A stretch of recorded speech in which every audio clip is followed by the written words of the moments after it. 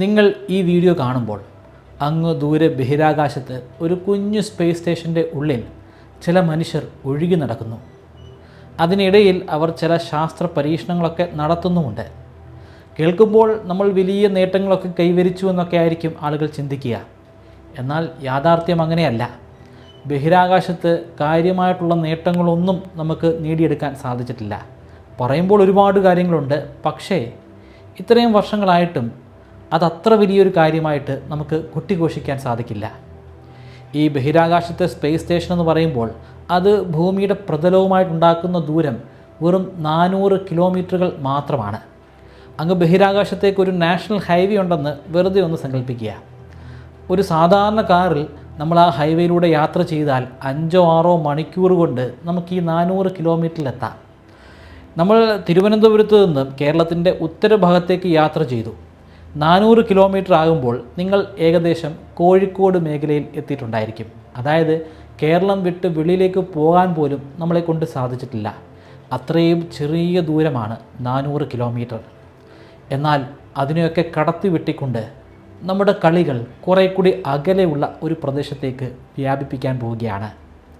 ഇപ്പോഴുള്ളത് വെറും 400 കിലോമീറ്റർ അകലെയാണെങ്കിൽ ഇനി നമ്മൾ പറന്നു പോകാൻ പോകുന്നത് ഏകദേശം 3.5 ലക്ഷം കിലോമീറ്റർ അകലെയുള്ള മറ്റൊരു പ്രദേശത്തേക്കാണ്.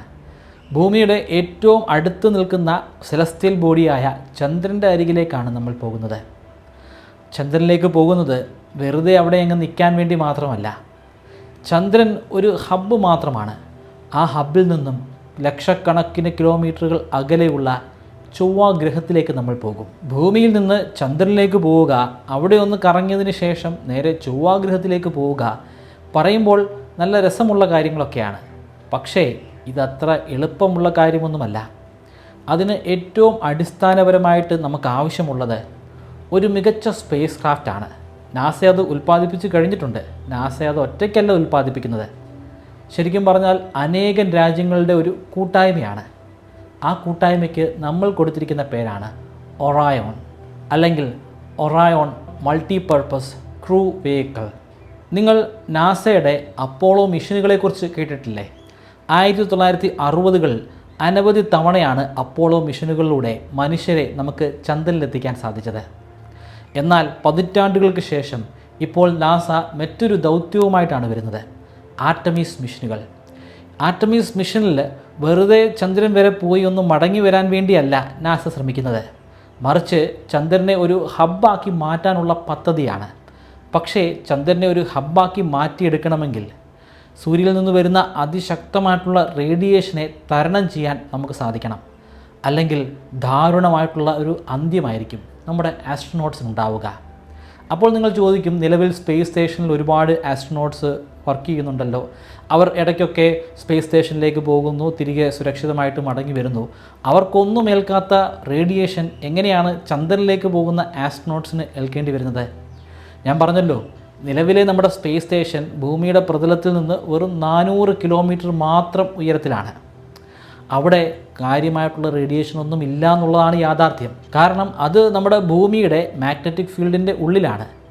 ഭൂമിക്ക് അതിശക്തമായിട്ടുള്ളൊരു കാന്തിക വലയമുണ്ട്. ആ കാന്തിക വലയം ഒരു സുരക്ഷാ പാളി തന്നെയാണ്.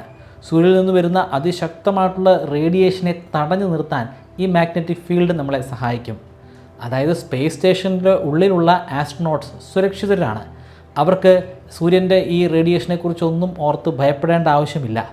പക്ഷേ ചന്ദ്രനിലേക്ക് പോകുമ്പോൾ അതല്ല അവസ്ഥ. അവിടെ സൂര്യൻ്റെ മാഗ്നറ്റിക് ഫീൽഡ് ഇല്ല. ആ മാഗ്നറ്റിക് ഫീൽഡിൻ്റെ അഭാവത്തിൽ അതിതീവ്രമായിട്ടുള്ള റേഡിയേഷനെ നമ്മുടെ ആസ്ട്രോനോട്ട്സിന് നേരിടേണ്ടി വരും. സൂര്യൻ്റെ റേഡിയേഷൻ മാത്രമല്ല പ്രശ്നം, വേറെയും ഒരുപാട് പ്രശ്നങ്ങളുണ്ട്. ഈ ഏരിയയിലൊക്കെ ധാരാളമായി മൈക്രോ മീറ്റിയോറോയിഡ്സിനെ നമുക്ക് കാണാം. മൈക്രോ മീറ്റിയോറോയിഡ്സ് എന്ന് പറഞ്ഞു കഴിഞ്ഞാൽ വളരെ വളരെ നേർത്ത വലുപ്പത്തിലുള്ള മീറ്റിയോറോയിഡാണ്. അവ അതിശക്തമായിട്ടുള്ള വേഗതയിൽ അങ്ങോട്ടും ഇങ്ങോട്ടും ഒക്കെ സഞ്ചരിച്ചുകൊണ്ടിരിക്കുകയാണ്. അത് നമ്മുടെ സ്പേസ് ക്രാഫ്റ്റിൽ ഗുരുതരമായിട്ടുള്ള പ്രശ്നങ്ങളുണ്ടാക്കും. കഷ്ടകാലത്തിന് നമ്മുടെ ആസ്ട്രോനോട്ട്സിൻ്റെ ദേഹത്തെങ്ങാനും കൊണ്ടു കയറിക്കഴിഞ്ഞാൽ മരണം ഉറപ്പാണ്. മറ്റൊരു പ്രശ്നം താപനിലയിലുള്ള വലിയ വ്യത്യാസമാണ്. വലിയ വ്യത്യാസം എന്ന് പറയുമ്പോൾ വ്യത്യസ്തമായിട്ടുള്ള സമയങ്ങളിലുള്ള വ്യത്യാസത്തെക്കുറിച്ചല്ല, ഒരേ സമയം തന്നെ എക്സ്ട്രീമായിട്ടുള്ള താപനില ഒരു വസ്തുവിന് നേരിടേണ്ടി വരും. സൂര്യൻ്റെ നേർക്കുള്ള ഭാഗത്ത് അതിശക്തമായിട്ടുള്ള താപനിലയായിരിക്കും, ചൂടായിരിക്കും. അതേസമയം അതിൻ്റെ നേരെ പിൻഭാഗത്ത്, അതായത് നമ്മുടെ നിഴൽ വരുന്ന ഭാഗത്ത് അതിശക്തമായിട്ടുള്ള തണുപ്പായിരിക്കും. ഈ അതിശക്തമായിട്ടുള്ള ചൂടിനെയും അതിശക്തമായിട്ടുള്ള തണുപ്പിനെയും മനുഷ്യ ശരീരത്തിന് നേരിട്ട് തടയാൻ സാധിക്കില്ല. അതിന് നമ്മൾ പ്രത്യേകമായിട്ട് രൂപകൽപ്പന ചെയ്തിട്ടുള്ള സ്പേസ് സ്യൂട്ടുകൾ വേണം.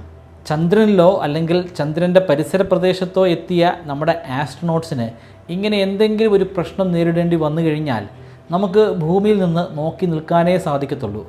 കാരണം ഇവിടെ നിന്നും നമുക്ക് ഒരു രീതിയിലുള്ള സഹായവും അവിടെ പെട്ടെന്ന് എത്തിക്കാൻ സാധിക്കില്ല. അതുകൊണ്ട് തന്നെ വളരെ ഗൗരവത്തോടു കൂടിയാണ് നമ്മൾ ഒറായോണിനെ നിർമ്മിച്ചിരിക്കുന്നത്.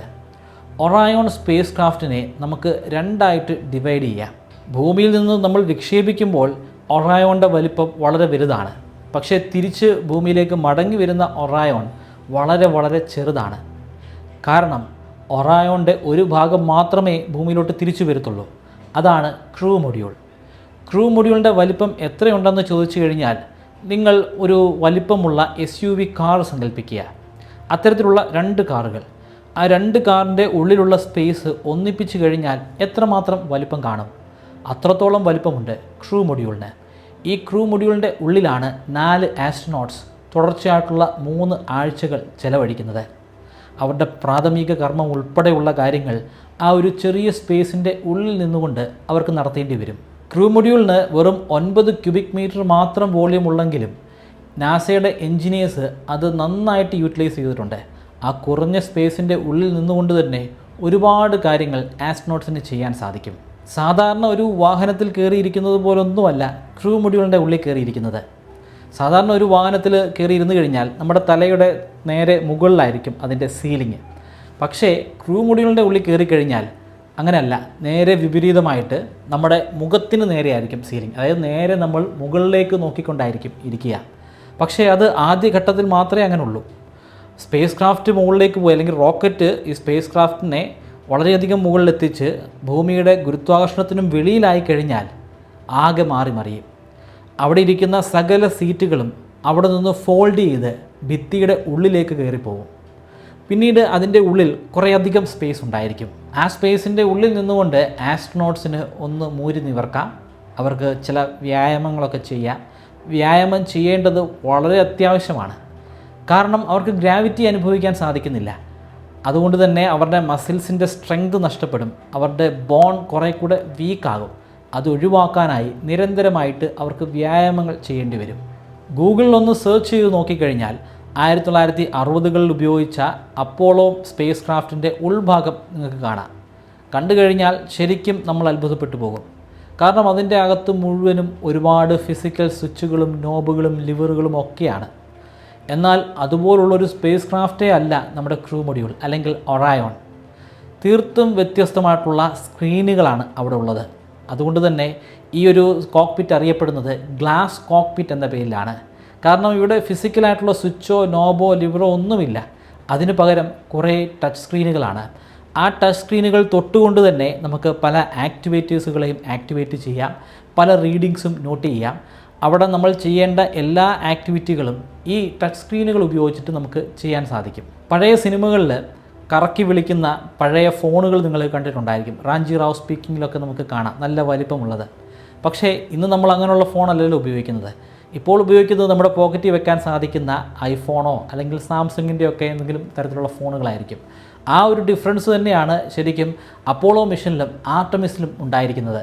എല്ലാവർക്കും ഉള്ളൊരു സംശയമാണ്, 3 ആഴ്ചത്തേക്കൊക്കെ യാത്ര പുറപ്പെട്ട ആസ്ട്രോനോട്ട്സ് എങ്ങനെയാണ് ഭക്ഷണം കഴിക്കുന്നത്? അവർക്ക് ഉറപ്പായിട്ടും ടോയ്ലറ്റിൽ പോകണമല്ലോ. അവർ എങ്ങനെയാണ് ടോയ്ലറ്റിൽ പോകുന്നത്? ഭക്ഷണം കഴിക്കാനായിട്ട് ഭക്ഷണം പാക്ക് ചെയ്ത് അവർ കൊണ്ടുപോയിട്ടുണ്ട്. ആ ഭക്ഷണം ചൂടാക്കാനായിട്ട് അവിടെ ഒരു വാർമറും ഉണ്ട്. അതിനെക്കുറിച്ച് ഓർത്ത് നമ്മൾ ഭയപ്പെടേണ്ട ആവശ്യമില്ല. പക്ഷേ നമ്മുടെയൊക്കെ നെറ്റി ഒന്ന് ചുളിപ്പിക്കുന്ന ഒരു കാര്യമാണ് ടോയ്ലറ്റ്. ഇവിടെ ഒരു ടോയ്ലറ്റ് ഉണ്ട്, പക്ഷേ നിങ്ങൾ വിചാരിക്കുന്നത് പോലുള്ള ഒരു മുറിയൊന്നുമല്ല ടോയ്ലറ്റ്. വെറും കർട്ടൻ കൊണ്ട് മാത്രം മറച്ചിട്ടുള്ള ഒരു ചെറിയ സിസ്റ്റമാണ്. യൂണിവേഴ്സൽ വേസ്റ്റ് മാനേജ്മെൻറ്റ് സിസ്റ്റം എന്ന് പറയും. ആവശ്യമുള്ളപ്പോൾ കർട്ടൻ ഒന്ന് മാറ്റി അതിൻ്റെ ഉള്ളിലേക്ക് പോകാം. കാരണം ആ പ്രദേശം മുഴുവനും ഒരൊറ്റ ക്യാബിൻ്റെ ഉള്ളിൽ മാത്രമാണ്. ആ ഒറ്റ ക്യാബിൻ്റെ ഉള്ളിൽ നിന്നുകൊണ്ട് മാത്രം വേണം അവർക്ക് ടോയ്ലറ്റിൽ പോകാനും അവർക്ക് ഭക്ഷണം കഴിക്കാനും. ഭക്ഷണം കഴിക്കുന്നതും ടോയ്ലറ്റിൽ പോകുന്നതുമൊക്കെ അടുത്തടുത്തുള്ള സ്ഥലങ്ങളിലാണ്. വീഡിയോയുടെ തുടക്ക ഭാഗത്ത് നമ്മുടെ അന്തരീക്ഷത്തിന് വെളിയിലുള്ള സൂര്യൻ്റെ ശക്തമായിട്ടുള്ള റേഡിയേഷനെ കുറിച്ചൊക്കെ ഞാൻ പറഞ്ഞിരുന്നു.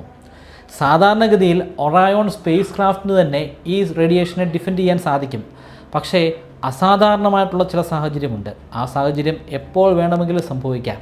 സൂര്യനിൽ നിന്നും സോളാർ ഫ്ലെയറുകൾ ഉണ്ടാകും. അങ്ങനെ ഒരു ഫ്ലെയർ ഉണ്ടായിക്കഴിഞ്ഞാൽ അതിനെ അതിജീവിക്കാൻ ഒരുപക്ഷെ നമ്മുടെ ഒറയോണിന് സാധിച്ചു എന്ന് വരില്ല.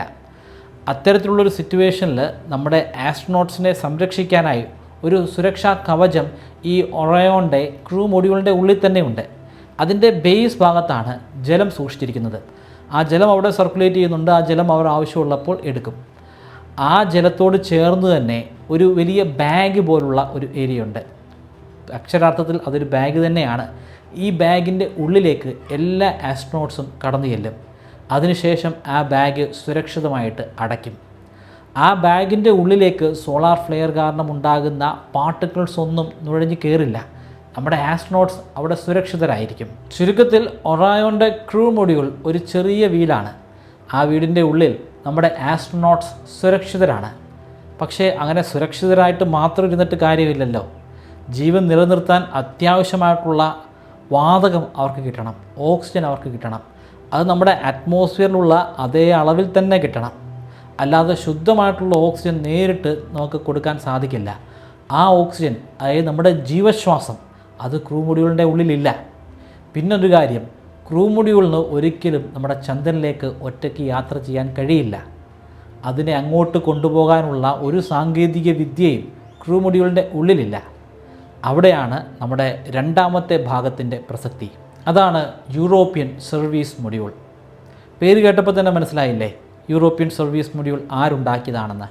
അത് യൂറോപ്യൻ സ്പേസ് ഏജൻസിയുടെ സംഭാവനയാണ്. ഒറയോൺ എന്ന് പറയുന്നത് അത് ശരിക്കും അമേരിക്കയുടെ അല്ലെങ്കിൽ നാസയുടെ മാത്രമല്ല. അത് അനവധി രാജ്യങ്ങളുടെ ഒരു കൂട്ടായ്മയാണ്. അമേരിക്കയുടെ മാത്രം ലക്ഷ്യമല്ല ചന്ദ്രൻ, അല്ലെങ്കിൽ അമേരിക്ക ഒറ്റയ്ക്കല്ല അങ്ങോട്ട് പോകുന്നത്. അമേരിക്കയെ സഹായിക്കാൻ വേറെയും സ്പേസ് ഏജൻസികൾ, വേറെയും രാജ്യങ്ങളുണ്ട്, ഗവേഷകരുണ്ട്. യൂറോപ്യൻ സർവീസ് മൊഡ്യൂളിൻ്റെ ഉള്ളിൽ ഒരു വലിയ ടാങ്കുണ്ട്. ആ ടാങ്കിൻ്റെ ഉള്ളിൽ നൈട്രജനുമുണ്ട്, ഓക്സിജനുമുണ്ട്. ഇത് രണ്ടും കൃത്യമായിട്ട് മിക്സ് ചെയ്തിട്ടാണ് ശ്വസിക്കാൻ സാധിക്കുന്ന വായുവായി ക്രൂ മൊഡ്യൂളിലേക്ക് കൊടുക്കുന്നത്.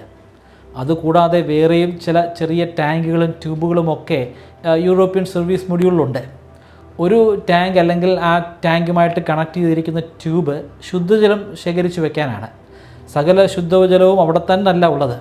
ശുദ്ധജലം ശരിക്കും സർക്കുലേറ്റ് ചെയ്യുന്നുണ്ട്. ഞാൻ പറഞ്ഞല്ലോ, ക്രൂ മൊഡ്യൂളിൻ്റെ ഏറ്റവും താഴ്ഭാഗത്തായിട്ടാണ് ഒരു സുരക്ഷാ കവചമായിട്ടുള്ള ബാഗ് ഉള്ളതെന്ന്. ആ ബാഗിൻ്റെ പിൻഭാഗത്തായിട്ട് തന്നെ കുടിവെള്ളം സൂക്ഷിക്കുന്നുണ്ട്. ആ കുടിവെള്ളം അവിടെ എത്തിക്കുന്നത് ശരിക്കും യൂറോപ്യൻ സർവീസ് മൊഡ്യൂളിൽ നിന്നാണ്. സർവീസ് മൊഡ്യൂളിൽ നിന്ന് ജലം അവിടേക്ക് സർക്കുലേറ്റ് ചെയ്യും. അതുകൂടാതെ കുടിക്കാൻ സാധിക്കാത്ത ഒരു ദ്രാവകം കൂടി അവിടെ ഉണ്ട്. ആ ദ്രാവകം വേറെ ചില ട്യൂബുകളിലൂടെ നമ്മുടെ സ്പേസ് ക്രാഫ്റ്റിന് ചുറ്റുമായിട്ട് സഞ്ചരിച്ചുകൊണ്ടേയിരിക്കും. എന്തിനാണ് അത് ഒരു കാരണവുമില്ലാതെ ഇങ്ങനെ സഞ്ചരിക്കുന്നത്? അതിൻ്റെ ദൗത്യം ടെമ്പറേച്ചറിനെ മനുഷ്യന് ജീവിക്കാൻ പറ്റുന്ന ഒരവസ്ഥയിലേക്ക് കുറച്ചു കൊണ്ടുവരാനാണ്. ഞാൻ പറഞ്ഞല്ലോ, എക്സ്ട്രീമായിട്ടുള്ള താപനിലയായിരിക്കും. ഒരു ഭാഗത്ത് അതിശക്തമായിട്ടുള്ള ചൂടാണെങ്കിൽ മറുഭാഗത്ത് അതിശക്തമായിട്ടുള്ള തണുപ്പാണ്. ഈ താപനില ഉറപ്പായിട്ടും ആ സ്പേസ് ക്രാഫ്റ്റിൻ്റെ ഉള്ളിലും പ്രതിഫലിക്കും. അവിടെ ഒന്ന് എയർ കണ്ടീഷൻ ചെയ്യണം.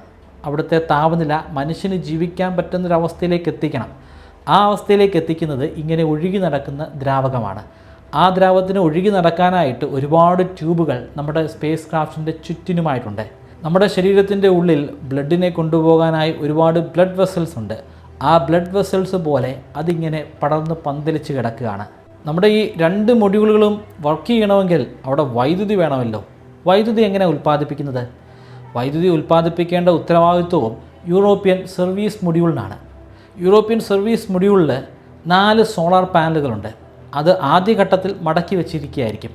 എന്നാൽ അത് ബഹിരാകാശത്തേക്ക് എത്തുമ്പോൾ നിവർന്നിട്ടുണ്ടായിരിക്കും. അത് പൂർണ്ണമായിട്ട് നിവർത്തി കഴിഞ്ഞാൽ ഏകദേശം 62 അടിയോളം വലിപ്പമുണ്ട്. അത് വളരെ സ്മാർട്ടായിട്ടുള്ളൊരു സോളാർ പാനലാണ്. സൂര്യൻ്റെ പ്രകാശം വരുന്ന ദിശ അനുസരിച്ച്, അല്ലെങ്കിൽ സ്പേസ് ക്രാഫ്റ്റ് സഞ്ചരിക്കുന്ന ദിശ അനുസരിച്ച് സൂര്യന് നേരെ ഇത് തിരിഞ്ഞുകൊണ്ടേയിരിക്കും. അതുകൊണ്ട് തന്നെ ഒട്ടും ഊർജ്ജം വേസ്റ്റ് ആക്കാതെ പരമാവധി ഊർജ്ജം ഉൽപ്പാദിപ്പിക്കാൻ ഈ സോളാർ പാനലുകൾക്ക് സാധിക്കും. വൈദ്യുതി, ശുദ്ധജലം, ഭക്ഷണം, ശുദ്ധവായു എല്ലാമായി. ഇനിയുള്ളത് ചന്ദ്രനിലേക്കുള്ള യാത്രയാണ്. ചന്ദ്രനിലേക്ക് ശരിക്കും എന്താണ് ഡ്രൈവ് ചെയ്യുന്നത്? ഒരു എൻജിൻ വേണമല്ലോ, ഒരു മെയിൻ എൻജിൻ. ആ മെയിൻ എൻജിൻ ഉള്ളതും യൂറോപ്യൻ സർവീസ് മൊഡ്യൂളിലാണ്. യൂറോപ്യൻ സർവീസ് മൊഡ്യൂളിൻ്റെ ഏതാണ്ട് താഴ്ഭാഗത്തായിട്ടാണ് ഈ എൻജിൻ വരുന്നത്. ഈ എൻജിന് വളരെ രസകരമായിട്ടുള്ളൊരു ചരിത്രമുണ്ട്. മുൻകാലങ്ങളിൽ നാസ ഉപയോഗിച്ചിരുന്ന സ്പേസ് ഷട്ടിലുകളുടെ അതേ എൻജിൻ തന്നെയാണ് ഇവിടെ ഉപയോഗിക്കുന്നത്. വർഷങ്ങൾ പഴക്കമുള്ള ഒരു സാങ്കേതിക വിദ്യയാണെങ്കിലും ഇത് ഇപ്പോഴും പെർഫെക്റ്റ് ആയിട്ട് വർക്ക് ചെയ്യുന്നുണ്ട്. ഇതാണ് നമ്മുടെ പേടകത്തെ ചന്ദ്രനിലേക്ക് അയക്കുന്നത്. പിന്നീട് ചന്ദ്രനിലൊന്ന് കറങ്ങി തിരികെ ഭൂമിയിലേക്ക് ഇതിനെ കൊണ്ടുവരുന്നതും ഇതേ എൻജിൻ തന്നെ. ചന്ദ്രനിലൊക്കെ കറങ്ങി അവിടെ നിന്ന് തിരിച്ച് ഭൂമിയിലേക്ക് വരുമ്പോൾ ഈ പേടകം രണ്ടായി മുറിഞ്ഞു മാറും. ക്രൂ മൊഡ്യൂൾ സർവീസ് മൊഡ്യൂളിൽ നിന്ന് സ്പ്ലിറ്റ് ചെയ്തു മാറും. ക്രൂ മൊഡ്യൂൾ മാത്രമാണ് ഭൂമിയുടെ പ്രതലത്തിലെത്തുന്നത്. സർവീസ് മൊഡ്യൂൾ അത് അന്തരീക്ഷത്തിൽ വെച്ച് കത്തി ചാമ്പലായി ഇല്ലാതെയാകും.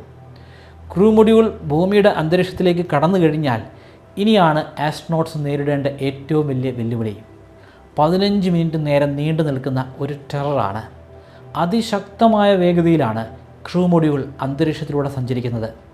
അന്തരീക്ഷത്തിൽ വായുവുണ്ട്, വാതകത്തിൻ്റെ സാന്നിധ്യമുണ്ട്. ഈ വാതകത്തെ തുളച്ച് ഒരു വെടിയുണ്ട പോകുന്നത് പോലെ ചീറിപ്പാഞ്ഞു പോകുന്നു. ഇങ്ങനെ ചീറിപ്പാഞ്ഞു പോകുമ്പോൾ നമ്മുടെ സ്പേസ് ക്രാഫ്റ്റിൻ്റെ അറ്റത്തായിട്ട് വാതകങ്ങൾ കുമിഞ്ഞുകൂടും. ആ വാതകത്തിന് അവിടെ നിന്ന് മാറാനുള്ള ഒരു സമയം പോലും കിട്ടില്ല. കാരണം അത്രയും വേഗതയിലാണ് സ്പേസ് ക്രാഫ്റ്റ് സഞ്ചരിക്കുന്നത്. ഈ വേഗതയെ കിലോമീറ്ററിലോ അല്ലെങ്കിൽ മൈലിലോ പറയുന്നതിനേക്കാൾ നല്ലത് മാക്കിൽ പറയുന്നതാണ്. 32 മാക്കാണ് ഇതിൻ്റെ വേഗത.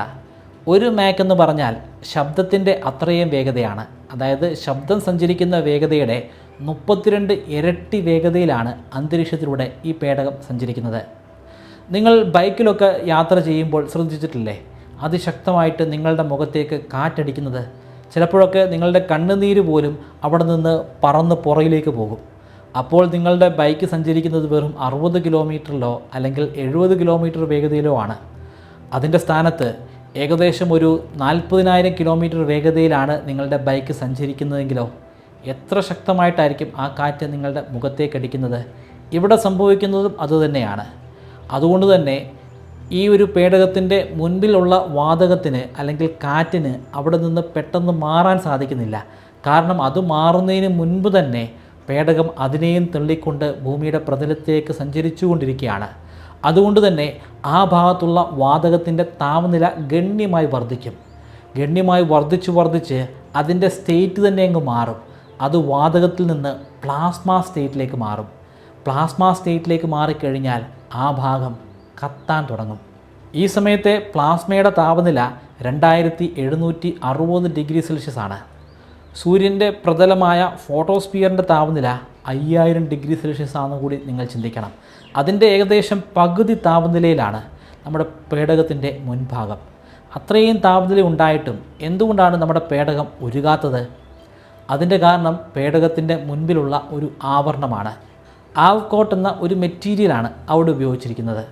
ഈ സമയം പേടകത്തിൻ്റെ ഉള്ളിലിരിക്കുന്ന ആസ്ട്രോനോട്ട്സിന് ജനൽപ്പാളികളിലൂടെ വെളിയിലേക്ക് നോക്കിക്കഴിഞ്ഞാൽ കത്തിക്കൊണ്ടിരിക്കുന്ന തീനാളം കാണാൻ സാധിക്കും.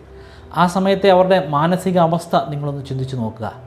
തൊട്ടുവെളിയിൽ ഒരു ജനൽപ്പാളിയുടെ മാത്രം കാഠിന്യത്തിൻ്റെ വെളിയിൽ അതിശക്തമായിട്ടുള്ള തീയാണ്. അവരെ പോലും തിന്നാൻ സാധിക്കുന്ന, വിഴുങ്ങാൻ സാധിക്കുന്ന അഗ്നി.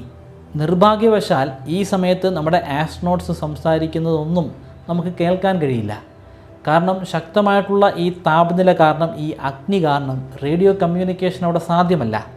ഭൂമിയിലെ ബേസ് സ്റ്റേഷനിൽ ഇരുന്നുകൊണ്ട് നമുക്ക് കേൾക്കാൻ പറ്റുന്നത് സ്റ്റാറ്റിക് ആയിട്ടുള്ള നോയ്സ് മാത്രമാണ്. അവിടെ സംഭവിക്കുന്നത് എന്താണെന്ന് അറിയണമെങ്കിൽ, ആസ്ട്രോനോട്ട്സ് എന്താണ് സംസാരിക്കുന്നതെന്ന് കേൾക്കണമെങ്കിൽ കുറച്ചു നേരം നമ്മൾ കാത്തിരിക്കണം. മുൻപിലുള്ള ആ ഷീൽഡ് പൂർണ്ണമായിട്ടും കത്തിയില്ലാതെയാകുന്നു എന്ന് കേൾക്കുമ്പോൾ നിങ്ങൾ പേടിക്കേണ്ട ആവശ്യമൊന്നുമില്ല. അങ്ങനെ കത്തിയില്ലാതെയാകാൻ വേണ്ടിയിട്ട് തന്നെയാണ് നമ്മൾ നിർമ്മിച്ചിരിക്കുന്നത്. കാരണം ആ ഹീറ്റ് എനർജി പൂർണ്ണമായിട്ടും ഇല്ലായ്മ ചെയ്യാൻ ഈ കത്തലിന് സാധിക്കും. നല്ല ചൂടുള്ള സമയത്ത് നമ്മൾ വിയർക്കില്ലേ? വിയർക്കുന്നത് നമ്മളുടെ ഒരു ഡിഫൻസ് സിസ്റ്റമാണ്. നമ്മളെ ചൂടിൽ നിന്ന് സംരക്ഷിക്കാൻ വേണ്ടി മാത്രമാണ്. മുൻപിലുള്ള പ്രൊട്ടക്ഷൻ കവർ അത് പൂർണ്ണമായിട്ടും കത്തിയില്ലാതെയാകുന്നത് നമ്മൾ വിയർക്കുന്നത് പോലെയുള്ളൊരു ഫിനോമിനയാണ്. അങ്ങനെ ഇല്ലാതെയാകുമ്പോൾ ആ ഊർജ്ജവും അവിടെ ഇല്ലാതെയാകും. ആ ഊർജ്ജം ഉപയോഗിച്ചിട്ടാണ് അത് കത്തുന്നത്. അങ്ങനെ നമ്മളുടെ പേടകം സുരക്ഷിതമായിട്ട് തന്നെ അന്തരീക്ഷത്തിൻ്റെ ഏറ്റവും താഴ്ഭാഗത്തേക്ക് വരും. ഏകദേശം 10,000 പൗണ്ടോളം ഭാരമുള്ള ഒരു മെറ്റൽ കോൺ 100 കണക്കിന് കിലോമീറ്റർ വേഗതയിലാണ് സഞ്ചരിച്ചുകൊണ്ടിരിക്കുന്നത്. അത് നേരെ സമുദ്രത്തിൽ വന്ന് ഇടിച്ചു വീണാൽ പോലും അതിൻ്റെ ഉള്ളിലുള്ള ആസ്ട്രോനോട്ട്സ് സുരക്ഷിതരല്ല.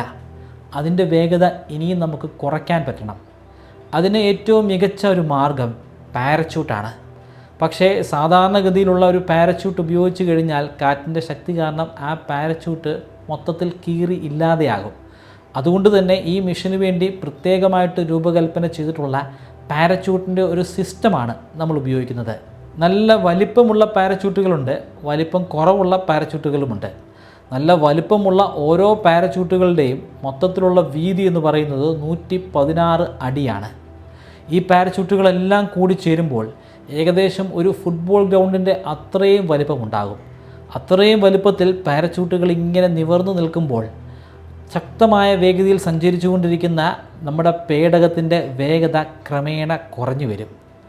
500 km/h സഞ്ചരിക്കുന്നത്. എന്നാൽ ഇതിൻ്റെ പ്രവർത്തനം കാരണം അത് പതിയെ പതിയെ 1 മണിക്കൂറിൽ 30 കിലോമീറ്റർ എന്ന കുറഞ്ഞ വേഗതയിലേക്ക് മാറും. ആ വേഗതയിൽ കടലിലേക്ക് വന്ന് പതിച്ചാൽ നമ്മുടെ ആസ്ട്രോനോട്ട്സിന് ഒന്നും സംഭവിക്കില്ല. ആസ്ട്രോനോട്ട്സിൻ്റെ തല മുകളിലേക്ക് ഉയർന്നു നിൽക്കുന്ന രീതിയിലായിരിക്കും സ്പേസ് ക്രാഫ്റ്റ് സമുദ്രത്തിൽ വന്ന് വീഴുന്നത്. പക്ഷേ എന്തെങ്കിലും ഒരു കാരണം കൊണ്ട് നേരെ വിപരീതമായിട്ടാണ് വന്ന് വീഴുന്നതെങ്കിലോ, തല സമുദ്രത്തിൻ്റെ താഴേക്കും കാല് മുകളിലേക്കും വരുന്ന രീതിയിലാണെങ്കിലോ, ഗ്രാവിറ്റി ഇല്ലാത്തൊരു സ്ഥലമാണെങ്കിൽ അതൊരു വിഷയമല്ല. പക്ഷേ ഗ്രാവിറ്റി ഉള്ള നമ്മുടെ ഭൂമിയുടെ പ്രതലത്തിലാണെങ്കിൽ അത് ആസ്ട്രോനോട്ട്സിന് ഗുരുതരമായിട്ടുള്ള പ്രത്യാഘാതങ്ങൾ ഉണ്ടാക്കും. അത് ഒഴിവാക്കാനായി 7 വ്യത്യസ്തമായിട്ടുള്ള സ്പിയറുകളുണ്ട്. ആദ്യം അതിൻ്റെ സ്പിയറിൻ്റെ രൂപമൊന്നും കാണത്തില്ല, അത് ചൊട്ടിയായിരിക്കും ഇരിക്കുക. പക്ഷേ ഇത് വന്ന് വീണ് കഴിഞ്ഞാൽ ഉടനെ ഇതിൻ്റെ മുകൾ ഭാഗത്ത് ഘടിപ്പിച്ചിരിക്കുന്ന 7 സ്പിയറുകൾ വീർക്കാൻ തുടങ്ങും. അത് വീർത്ത് കഴിഞ്ഞാൽ ഉറപ്പായിട്ടും തലകുത്തനെ കിടന്നാലും ആ തലകുത്തനെ കിടക്കുന്നത് മാറി തല നേരെ നിൽക്കുന്ന രീതിയിൽ അലൈൻ ചെയ്യും. പേടകം പസഫിക് ഓഷ്യൻ്റെ ഏത് ഭാഗത്താണ് വന്ന് വീഴാൻ പോകുന്നതെന്ന് ഗണിതശാസ്ത്രത്തിലൂടെ നമുക്ക് മുൻകൂട്ടി കണക്ക് കൂട്ടിയെടുക്കാൻ സാധിക്കും. അതുകൊണ്ട് തന്നെ അത് വീഴുന്നതിൻ്റെ പരിസര പ്രദേശത്ത് തന്നെ നാവികസേനയുടെ കപ്പലുകളുണ്ടായിരിക്കും, കൂടാതെ ഹെലികോപ്റ്ററുകളും ഉണ്ടാകും. ഈയൊരു പേടകം സമുദ്രത്തിൽ വന്ന് വീണ് കഴിഞ്ഞാൽ നാവികസേനയുടെ കപ്പലിലുണ്ടായിരിക്കുന്ന ഉദ്യോഗസ്ഥർ അവർ വെള്ളത്തിലേക്ക് ചാടും. അവരുടെ കയ്യിൽ ഒരു കൊളുത്തുണ്ടാകും. ആ കൊളുത്ത് ഉപയോഗിച്ചിട്ട് അവർ സ്പേസ് ക്രാഫ്റ്റുമായിട്ട് കപ്പലിനെ കണക്റ്റ് ചെയ്യും. അതിനുശേഷം കപ്പൽ അതിനെ വലിച്ച് കപ്പലിൻ്റെ അടുത്തേക്ക് അടുപ്പിക്കും. അതിൻ്റെ ഉള്ളിലുണ്ടായിരിക്കുന്ന ആസ്ട്രോനോട്ട്സിനെ അവർ കപ്പലിലേക്ക് കൊണ്ടുവരും. പിന്നീട് വളരെ പെട്ടെന്ന് തന്നെ അവരെ അടുത്തുള്ള ആശുപത്രികളിലേക്ക് എത്തിക്കുകയാണ്. ആശുപത്രിയിലേക്ക് എത്തിക്കുന്നതിന് മുൻപും അവരെ ശുശ്രൂഷിക്കാനായിട്ട് പ്രത്യേകമായിട്ട് ഡോക്ടേഴ്സ് ഉണ്ടായിരിക്കും.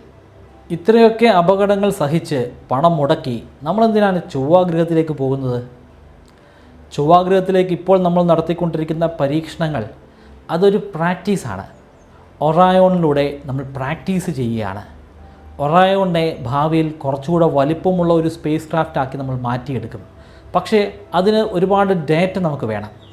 ആ ഡേറ്റകൾ ഈ ഒരു മിഷനിലൂടെ നമുക്ക് കിട്ടും. ആ ഡേറ്റകളുടെ അടിസ്ഥാനത്തിൽ കുറച്ചുകൂടെ വലിപ്പമുള്ള സ്പേസ് ക്രാഫ്റ്റുകൾ ഉണ്ടാക്കാം. കുറച്ചുകൂടെ വലിപ്പമുള്ള സ്പേസ് ക്രാഫ്റ്റുകൾ ഉണ്ടെങ്കിൽ ചന്ദ്രനെ ഒരു ഹബ്ബാക്കിക്കൊണ്ട് നമുക്കങ്ങ് ചൊവ്വാഗ്രഹത്തിലേക്ക് പോകാം. ചന്ദ്രനിൽ നമുക്ക് ഒരുപാട് ഖനനം ചെയ്തെടുക്കാനുണ്ട്. ഹീലിയം 3 ഉൾപ്പെടെയുള്ള അമൂല്യമായിട്ടുള്ള പല വസ്തുക്കളും ചന്ദ്രനിലുണ്ട്. ഇനി നിങ്ങൾ ആകാശത്ത് ചന്ദ്രനെ കാണുമ്പോൾ ഒരു കാര്യം ചിന്തിക്കണം. ആ കാണുന്നത് വെറും ഒരു സെലസ്റ്റിയൽ ബോഡി മാത്രമല്ല, അല്ലെങ്കിൽ വെറും ഒരു പാറ മാത്രമല്ല. ഭാവിയിലെ നമ്മുടെ 2ാമത്തെ വീടാണ്. അല്ലെങ്കിൽ നമുക്ക് ഒരു ഹബ്ബായിട്ട് അതിനെ ഉപയോഗിക്കാം. ആ ഹബ്ബ് ഉപയോഗിച്ചിട്ടാണ് നമ്മളിനി മറ്റ് ഗ്രഹങ്ങളിലേക്ക് പോകുന്നത്. അത് ഈ കാലഘട്ടത്തിലൊന്നും ആയിരിക്കില്ല, പക്ഷേ അതിനൊക്കെ ഒരു തുടക്കം വേണമല്ലോ. ആ തുടക്കമാണ് ആർട്ടമീസ്. ആർട്ടമീസിനൊരു തുടക്കമുണ്ടായിരുന്നു, അതായിരുന്നു അപ്പോളോ മിഷൻ. നമ്മൾ ആദ്യം വേണ്ട ബേസിക് സ്റ്റെപ്പുകളെല്ലാം വെച്ച് കഴിഞ്ഞു. ഇനി ആ സ്റ്റെപ്പുകളിലൂടെ മുന്നോട്ട് പോവുകയാണ്. മുന്നോട്ട് പോയി കഴിഞ്ഞാൽ നമുക്ക് ഒരുപാട് കാര്യങ്ങൾ പിടിച്ചടക്കാൻ സാധിക്കും. ഭൂമിക്കുപരിയായി മറ്റ് പല ഗ്രഹങ്ങളിലേക്കും നമുക്ക് പോകാൻ സാധിക്കും. നിങ്ങൾക്ക് ഞാനൊരു 25 മെമ്മറി ട്രിക്കുകൾ പറഞ്ഞുതരാം. ആ മെമ്മറി ട്രിക്കുകൾ ഉപയോഗിച്ച് എത്ര കടുകട്ടിയായിട്ടുള്ള വിഷയങ്ങളും വളരെ ഈസി ആയിട്ട് പഠിക്കാനും ദീർഘനാളത്തേക്ക് നിങ്ങളുടെ ഓർമ്മശക്തിയിൽ സൂക്ഷിച്ചു വയ്ക്കാനും സാധിക്കും. ഈ 25 മെമ്മറി ട്രിക്കുകൾ ഒരു കോഴ്സിൻ്റെ രൂപത്തിൽ ബ്രൈറ്റ് കെയർലൈറ്റിൻ്റെ വെബ്സൈറ്റിലും അതുപോലെ മൊബൈൽ ആപ്ലിക്കേഷനിലും ഇപ്പോൾ ലഭ്യമാണ്. 3000 രൂപയാണ് ഈ കോഴ്സിൻ്റെ റേറ്റ്. എന്നാൽ നിങ്ങൾ ഇപ്പോൾ രജിസ്റ്റർ ചെയ്യുകയാണെങ്കിൽ 20% ഡിസ്കൗണ്ട് ലഭിക്കുന്നതാണ്. അതിനുവേണ്ടി സ്ക്രീനിൽ കാണുന്നത് പോലെ MBK20 എന്ന പ്രോമോ കോഡ് ഉപയോഗിക്കുക. ഡിസ്ക്രിപ്ഷനിലും ഫസ്റ്റ് കമൻറ്റിലും ഞാൻ ലിങ്ക് കൊടുക്കുന്നുണ്ട്. താല്പര്യമുള്ളവർ ഇപ്പോൾ തന്നെ രജിസ്റ്റർ ചെയ്യുക.